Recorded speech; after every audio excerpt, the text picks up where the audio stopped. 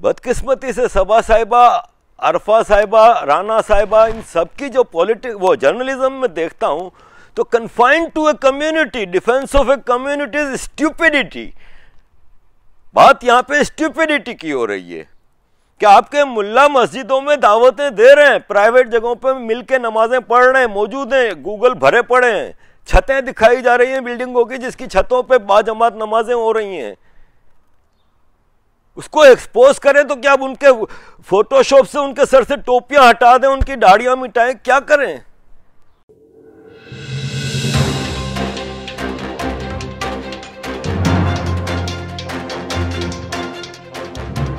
नमस्कार, स्वागत है आपका आईजी टीवी पर। मैं हूं अजय सेतिया। मित्रों, इंडियन एक्सप्रेस की एक खबर ने पूरे देश में सांप्रदायिक तनाव पैदा कर दिया है। खबर यह है कि गुजरात की राजधानी अहमदाबाद में एक अस्पताल ने हिंदुओं और मुसलमानों के लिए अलग अलग वार्ड बना दिया है। यह खबर डॉक्टर के एक बयान पर आधारित थी। हालांकि इस खबर का अब पूरी तरह खंडन हुआ है, क्योंकि जिस डॉक्टर के बिहाफ पर यह खबर छापी गई थी उस डॉक्टर ने कहा है कि उसकी बात को तोड़ मरोड़ करके पेश किया गया। डॉक्टर ने खंडन किया है, राज्य सरकार ने भी खंडन किया है। डॉक्टर का तथाकथित बयान यह था कि यह उन्होंने सरकार के निर्देश पर किया है। सरकार ने बयान जारी करके कहा है कि उसने इस तरह का न तो कोई जिक्र किया था, न कोई निर्देश दिया था और न ही वास्तव में अस्पताल में ऐसा हुआ। खबर पूरी तरह मनगढ़ंत थी, किसी रिपोर्टर की दिमागी फितरत के आधार पर थी। लेकिन इस खबर से न सिर्फ भारत में सांप्रदायिक तनाव हुआ, बल्कि भारत की छवि दुनिया भर में खराब हुई, क्योंकि अमेरिका के अखबारों ने भी इस खबर को प्रकाशित किया है। इसके बाद की घटना यह है कि हिंदुस्तान की एक जानी मानी पत्रकार सबा नकवी, मेरी मित्र सबा नकवी, उसने एक 2 मिनट का वीडियो जारी किया और उस 2 मिनट के वीडियो में उन्होंने 3-4 बातें महत्वपूर्ण कही हैं और उसका जिक्र मैं यहां पर करना चाहूंगा।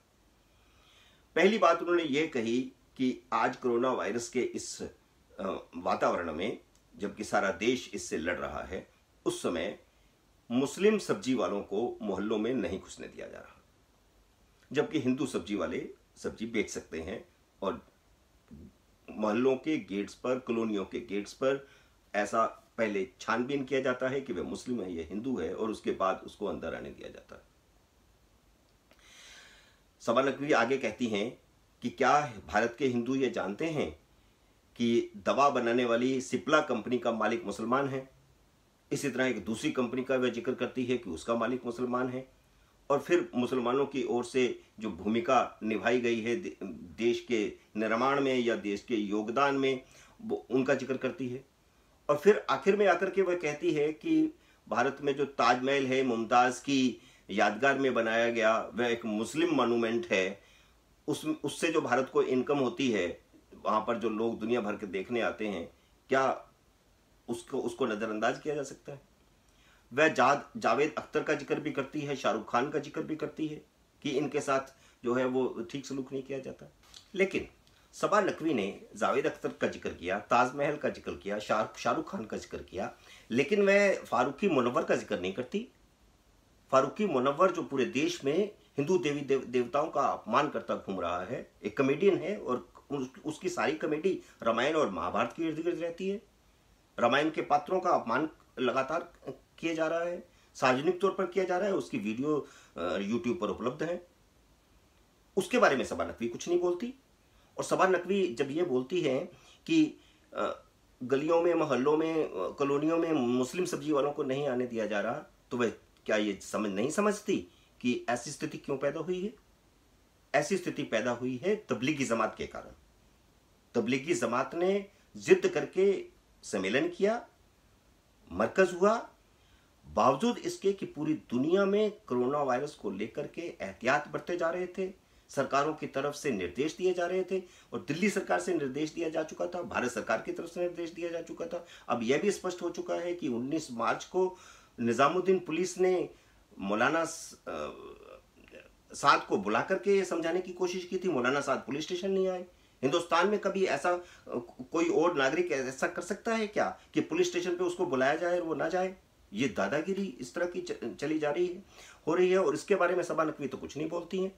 और ये तबलीगी जमात की वजह से आज देश का 33% तो पक्का और 40% के करीब माना जा रहा है कि जितना कोरोना वायरस से संक्रमण हुआ है उसमें तबलीगी जमात का हाथ है, 33% से 40% तक। और उनके जो अभी हिंदुस्तान में अब तक जितने लोग मरे हैं उनमें से आधे तबलीगी जमात के। सामान्य कवि को यह भी जान लेना चाहिए कि मरने वालों में मुसलमानों की तादाद ज्यादा है। और ये क्यों हुई? और भारत सरकार जब कोशिश करती है या राज्य सरकारें जब कोशिश करती हैं कि उनको जाकर के समझाया जाए तो डॉक्टर और नर्सों पर हमला होता है।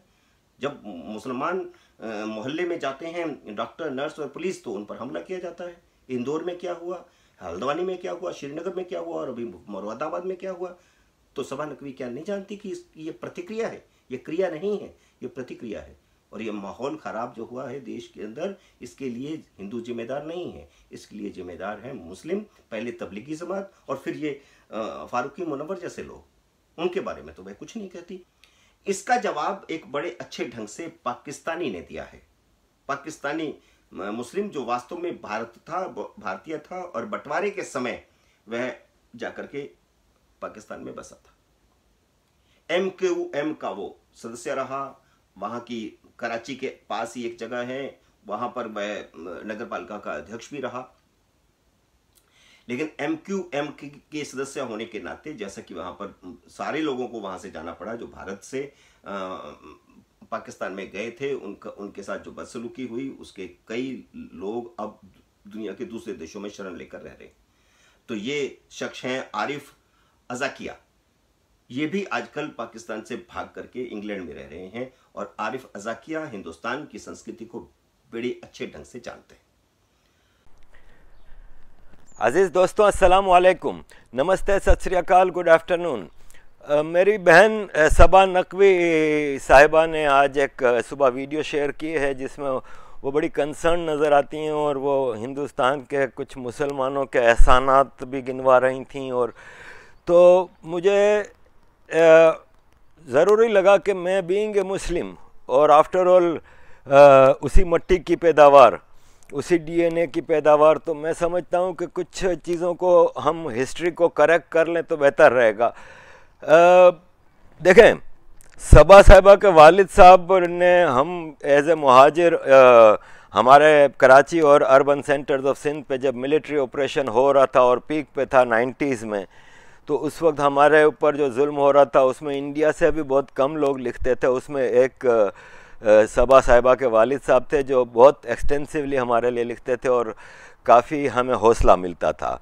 लेकिन बहरहाल यहाँ पे जब सच बोलने की बात आती है, जब बात हक़ की होती है, तो इनके वालिद समेत हर हक़ परस्त का ये मैसेज होता है कि वो हक़ बात करे। अब सबा साहिबा के मैं पॉइंट दर पॉइंट अगर आऊँ चीज़ों पे, तो पहले उन्होंने सबसे ये कहा है कि इंडिया में आज एक कम्युनिटी को टारगेट किया जा रहा है। तो देखें, अगर इंडिया ना होता ना तो बहुत ज़्यादा बड़ा टारगेट होता। अभी तो कुछ भी नहीं हुआ। अभी तो आपके लीगल फ्रेमवर्क और आपके मुल्क के जो सेक्युलरिज्म है उसके मुताबिक तो आपके यहाँ तबलीगी जमात या मज़हब का नाम लेना भी मना है, सिंगल सोर्स कहा जा रहा है। तो नाम तक लेने की जहाँ पे इजाज़त नहीं, जबकि इसी जो बेवकूफ़ी हुई है, जो स्टूपिडिटी जिसके ऊपर ये सारा मामला है, क्योंकि मामले को आप ऐसे आसानी से इग्नोर नहीं कर सकते। 130 करोड़ लोग इंडिया के कुर्बानी दे रहे हैं, घरों में बैठे हुए हैं। किसके साथ क्या क्या मसले हैं ये आपको भी अच्छी तरह पता है, जर्नलिस्ट हैं आप। इतने लोगों की कुर्बानी अगर एक ग्रुप ऑफ पीपल की वजह से हो रहा है, भाई मसाइल तो आप देखें ना वहीं से हो रहे हैं ना। पथराव हो, मिसबिहेविंग इन हॉस्पिटल और डॉक्टर्स के साथ जो हो रहा है ये आपके सामने है। किसी ने टारगेट तो नहीं किया है ना कि जाके उधर ज़बरदस्ती वो मसाइल क्रिएट किए हैं, उसी एक कम्युनिटी ने क्रिएट किया है। फिर भी आपका कॉन्स्टिट्यूशन तो इजाज़त नहीं दे रहा उस कम्युनिटी के नाम लेने का। पाकिस्तान में एक जर्नलिस्ट कह रहा है कि तबलीगियों को रोको, तबलीगियों की वजह से हुआ है, ईरान से आए हुए ज़ायरीन की वजह से हुआ है। आप उसको फ़ौरन मतलब इस्लामोफोबिया। बदकिस्मती से सबा साहिबा, अरफा साहिबा, राना साहिबा, इन सब की जो वो जर्नलिज्म में देखता हूँ तो confined to a community, defence of a community is stupidity. बात यहाँ पे स्टूपिडिटी की हो रही है कि आपके मुल्ला मस्जिदों में दावतें दे रहे हैं, प्राइवेट जगहों पे मिल के नमाजें पढ़ रहे हैं, मौजूद हैं, गूगल भरे पड़े हैं, छतें दिखाई जा रही हैं बिल्डिंगों की, जिसकी छतों पे बाजमात नमाजें हो रही हैं। उसको एक्सपोज करें तो क्या अब उनके फोटोशॉप से उनके सर से टोपियां हटा दें, उनकी दाढ़ियां मिटाएं, क्या करें? और जब करते हैं तो आप उसको इस्लामोफोबिया के नाम पे ले आते हैं। अब आपके उन स्टेप्स पे आते हैं जो एहसानात आपने गिनवाए हैं। सबसे पहले आते हैं शाहरुख खान, किंग खान, जिसके बारे में आप दावे से कह रही हैं कि कोई जानता नहीं उनको। वो पाकिस्तान में होते तो परले दर्जे के एक्टर होते हैं ना भाई। इंडियन है इसलिए वो दुनिया में मशहूर हैं, इस बात को आप इग्नोर नहीं कर सकती। This is not a privilege of India to have Shahrukh Khan, this is Shahrukh Khan privilege to be an Indian. तो शाहरुख खान के टैलेंट की उसको बहुत अच्छी कीमत मिली है, विच ही अप्रिशिएट्स। आपने सलमान खान का नाम नहीं लिया। कल आपके उसी सिंगल सोर्स पे सलमान खान ने बहुत लंबी वीडियो बनाई है और तुन के चमाटे मारी हैं। आप कहती है इंडिया में मुसलमानों को मसला है। इंडिया में मुसलमानों को नहीं मसला, कुछ मुसलमानों से मसला है, जिनकी वजह से इंडिया की सॉलिडेरिटी और इंडिया की यूनिटी को मसला हो रहा है। इंडिया के आम इंडियंस को मसला हो रहा है, उसमें मुस्लिम कम्युनिटी को बहुत हो रहा है। जो लिबरल हैं उनका जीना हराम हो गया है कि एक तरफ हिंदू उनको मुसलमान समझता है, एक्सट्रीमिस्ट जैसे हम में, और मुसलमान कहता है कि ये तो काफिर बन गया है। ऐसे मुसलमान भरे पड़े हैं इंडिया में, मजबूर हैं बेचारे, कम्युनिटी से कट, सोशल बाइकआउट हो जाता है। आप जैसे जर्नलिस्टों का तो फर्ज है, इस वक्त गलती आम मुसलमान की नहीं है, मुस्लिम लीडर्स की है, चाहे वो रिलीजियस लीडर्स हैं या आप जैसे जर्नलिस्ट हैं जो एडवोकेसी करती हैं तमाम मुसलमानों के इंडिया की। उनका फर्ज है कि पहले अपनी कम्युनिटी को समझाओ। आपका घोड़ा आपके कंट्रोल में है नहीं और आप उसके दिफा में लगी हुई हैं। पहले उनको तो घरों में बंद करो ना भाई। जहां देखो तो पथराव और घेराव, और अरे हमने हिस्ट्री में सुना है कि पुलिस पे पथराव होते हैं, फौज पे पथराव होते हैं। ये दुनिया की बदकिस्मत तरीन कौम है, इस इंडिया की ये सिंगल सोर्स कौम, जो अपने मसीहाओं पे, डॉक्टरों पे, नर्सों पे पथराव कर रहे हैं। यार खुदा का खौफ करो। फिर आप उनकी एडवोकेसी लेके आती हैं, आप कहती हैं AR रहमान को निकलना चाहिए इंडिया से। किसने कह दिया भाई? देखें, कुछ सेक्शन ऑफ सोशल मीडिया नहीं कर रहा। पाकिस्तान का मीडिया भरा पड़ा है तबलीगियों को टारगेट करने के लिए और उन सब के लिए। आपके यहाँ का मीडिया नहीं कर रहा ये सब चीजें। सोशल मीडिया तो एक आम आदमी की आवाज हो, उसमें से अगर आप 50 हजार लाखों मैसेजेस आते हैं, उसमें से टारगेट करके 10-15 निकाल लोगे तो they don't represent general Indian people. इस तरह आप खुद नफरत की एक दीवार उधर कायम करना चाह रही हैं। भाई आपके सदर रहे हैं इंडिया के मुसलमान, रेस्पेक्ट अर्न की है उन्होंने। आज भी अबुल कलाम साहब जैसे लोगों के रोल मॉडल हैं, हिंदुओं के भी हैं। आपके आरिफ खान मोहम्मद हैं, कई मुसलमान हैं जिनको हिंदू बहुत ज्यादा पसंद करते हैं।